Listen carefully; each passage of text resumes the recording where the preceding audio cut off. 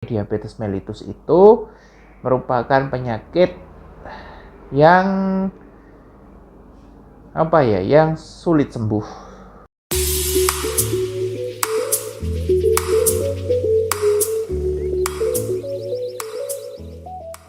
Salam jumpa lagi dengan saya Henry. Di kesempatan kali ini saya akan berbagi atau sharing soal penyakit diabetes mellitus.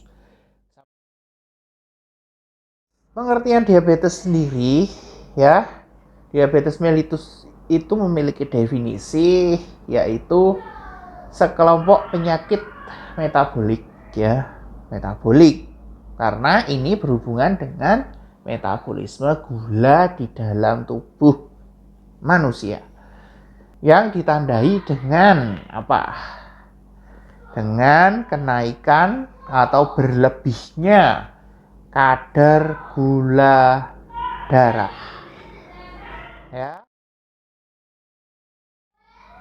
Gula darah puasa itu lebih dari 126 mg per desiliter, dan gula darah sewaktu itu lebih dari atau sama dengan 200 mg per desiliter, ya. Jadi tolong diperhatikan, lebih dari itu sudah dikatakan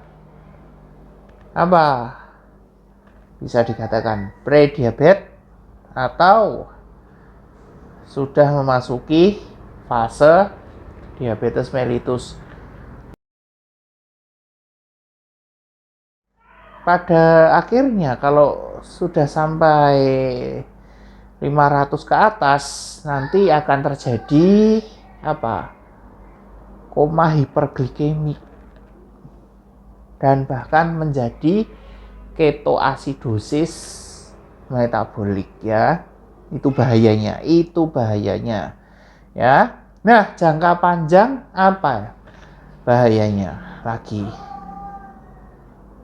ya. Kalau itu terjadi, istilahnya adalah mikroangiopati atau makroangiopati, terjadi kedua-duanya. Misalnya di pembuluh darah perifer, di kaki terutama yang paling banyak, itu dapat menyebabkan gangren. Gangren itu gini, misalnya terjadi luka pada kaki, sulit sembuh. Luka itu sulit sembuh, nggak usah di kaki lah, di tangan aja sulit sembuh, apalagi di kaki yang jauh dari jantung lebih sulit lagi. Nah, karena lebih sulit sembuh, ini bakteri yang, ya, kita nggak bebas dong dari bakteri. Mau pergi ke pasar ya mas, tetap aja ada bakterinya. Mau pergi ke rumah sakit yang notabene steril gitu, ya masih ada bakterinya. Nah, yang ditakutkan kalau bakteri itu masuk ke dalam luka, apalagi lukanya nggak kerasa. Alias kenapa kok nggak kerasa? Karena saraf-sarafnya sudah terblok, alias saraf-sarafnya sudah, ya, boleh dikatakan tidak berfungsi, sehingga kalau ada luka tidak dirasakan. Akibatnya luka menjadi tambah lama, tambah membusuk, warnanya menjadi kehitam-hitaman, ya. Itu disebut nekrosis. Kalau sudah nekrosisnya meluas, bisa diamputasi. Diamputasi itu ya dipotong kakinya, dibuang, yang nekrosis, yang jaringan mati itu dibuang supaya jaringan yang sehat itu lebih baik, tidak terjadi nekrosis, tidak ikut-ikutan menjadi jaringan mati. Maka dari itu ya lebih baik mencegah daripada mengobati. Proses amputasi adalah sebuah cara untuk mengobati. Membatasi gula adalah salah satu cara untuk mencegah. Mencegah apa? Supaya di kemudian hari tidak terjadi amputasi. Gitu gampangnya, ya. Diabetes mellitus itu merupakan penyakit yang yang sulit sembuh, yang tidak dapat sembuh, tetapi bisa dikendalikan. Tapi ingat, mentang-mentang jangan dianggap remeh lah penyakit ini. Mentang-mentang bisa dikendalikan, terus hidup seenak perutnya sendiri, makan nggak terukur, makan sembarangan, apa-apa masuk perut. Penyebab diabetes yaitu sebenarnya kalau tipe 1 ya, tipe 1 itu adalah kerusakan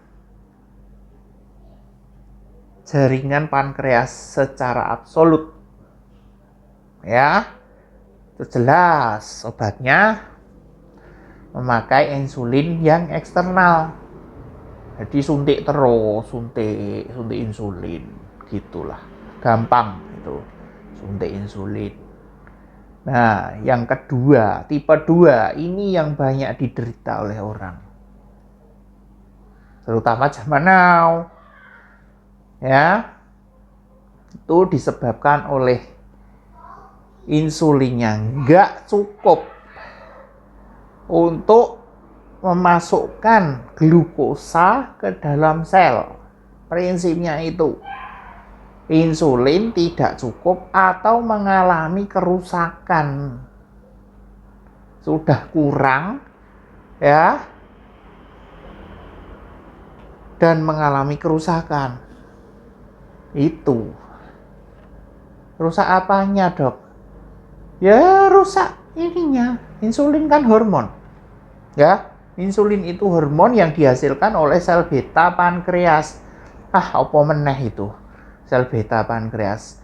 Ini dalam sebuah jaringan pankreas, dalam sebuah sel pada pankreas itu ada sel beta, ada sel alfa, ada sel gamma yang berperan sebagai penghasil insulin. Itu adalah sel beta pankreas. Nah, prinsipnya kalau untuk sel pankreas biar bekerja optimal, ya, itu nggak boleh satu mengalami kerusakan, yang kedua nggak boleh kurang. Kalau salah satu terjadi bagaimana? Ya terjadi diabetes mellitus. Artinya gula darahnya itu ya sudah jalan-jalan saja di pembuluh darah, nggak bisa masuk ke sel. Yang pertama, ini faktor resiko yang tidak dapat dimodifikasi, yaitu umur. Umur. Kamu bukan hanya diderita oleh orang tua sekarang, bahkan nih remaja-remaja tuh yang pemuda-pemuda yang berat badannya 90 kilo, yang berat badannya 100 ke atas lah dengan IMT lebih dari atau sama dengan 25 kilogram per meter persegi. Ya, itu disebut obesitas. Ya, itu aja. Ya. Nah, terus yang kedua apa? Ras apa yang gampang terjadi diabetes? Ras Asia dan ras Afrika. Kalau Indonesia bagaimana? Nggak bebas dari diabetes itu. Orang Indonesia tidak bebas dari diabetes. Kejadiannya acak.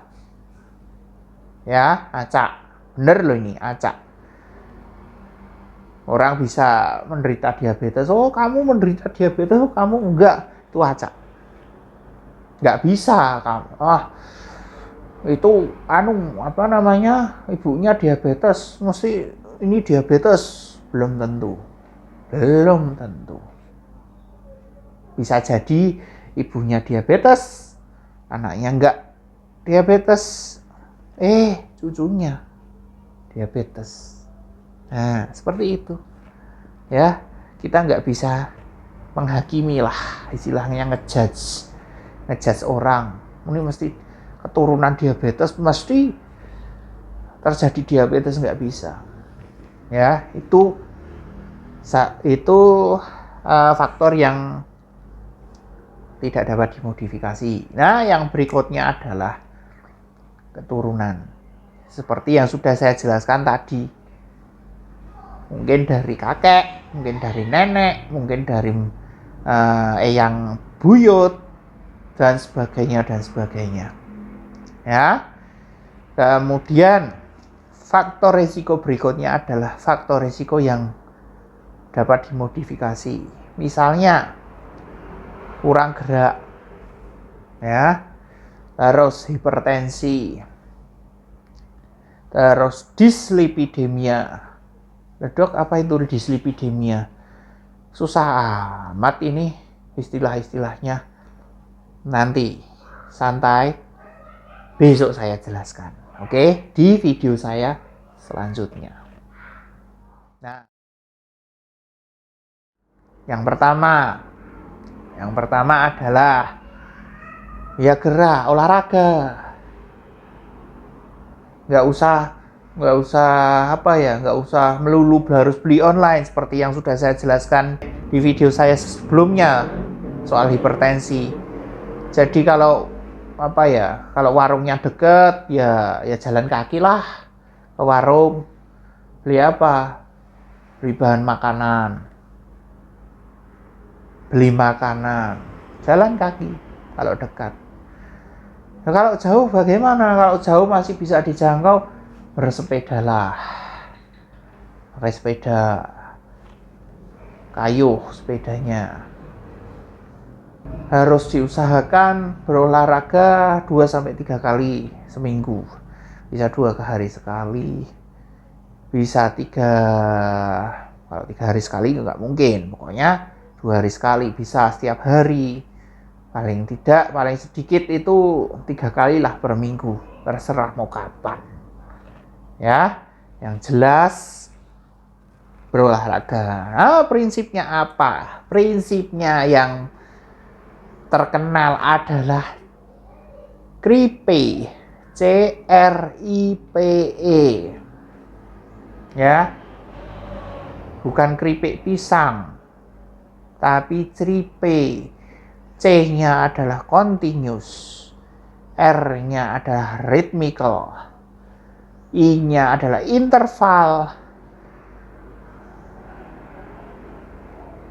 P-nya adalah progresif. E-nya adalah endurance. Yang pertama continuous. Continuous itu sudah direncana. Prinsipnya adalah sudah direncana mau berolahraga, ya toh? Berolahraga selama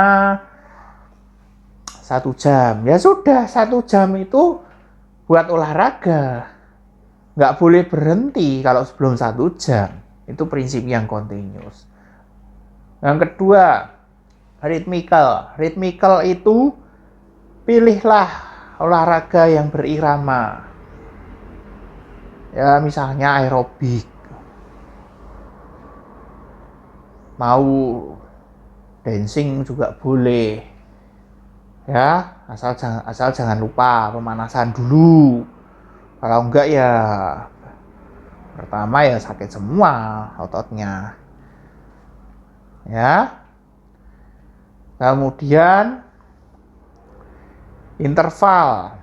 Interval ya. Interval itu prinsipnya ada pemanasan, ada latihan inti, dan ada pendinginan. Nah, itu interval seperti itu. P, progresif. Progresif itu misalkan ya, contohnya adalah, contoh gampang baik, gampang saja. Repetisinya dari yang apa ya istilahnya ya, yang ringan. Repetisi yang ringan misalnya 5 kali gerakan, terus pindah ke gerakan berikutnya, itu ditingkatkan. Dari 5 jadi 10, jadi 15, jadi 100 ya nggak mungkin kalau jadi 100, kebanyakan. Ya. Nah, selanjutnya adalah endurance. Pilihlah olahraga yang mengutamakan apa? Ketahanan tubuh. Seberapa sih tubuhmu bisa bertahan? Kalau sepak bola bagaimana, Dok?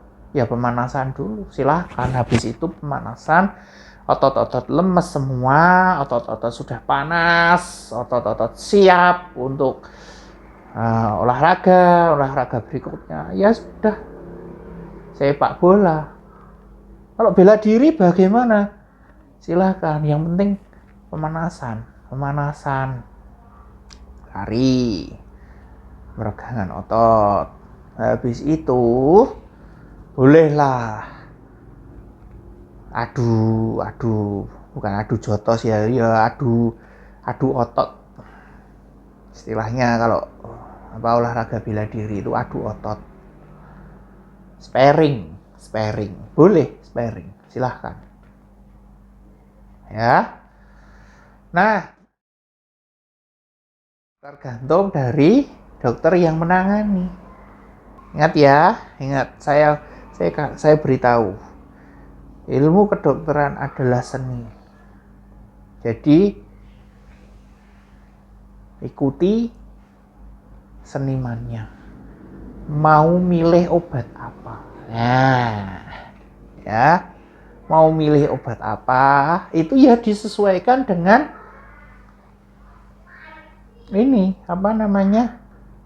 kebutuhan masing-masing individu.